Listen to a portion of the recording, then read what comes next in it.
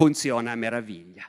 A Caporetto interi battaglioni italiani vengono catturati nelle loro caverne perché erano lì aspettandosi che il bombardamento durasse tutto il giorno, e invece dopo un'ora il bombardamento finisce e a quel punto, mentre gli ufficiali dentro si stanno guardando e si stanno dicendo che facciamo, sarà una finta oppure usciamo?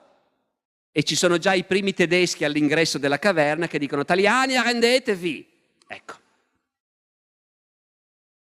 E gli italiani, che a Caporetto avevano una poderosa artiglieria, non l'hanno quasi usata.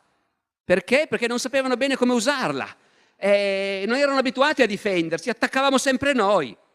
Quando attacchi tu, gli ordini per l'artiglieria sono facili. La vedete quella trincea laggiù, anzi sulla cartina, quel punto sulla cartina a 8 chilometri.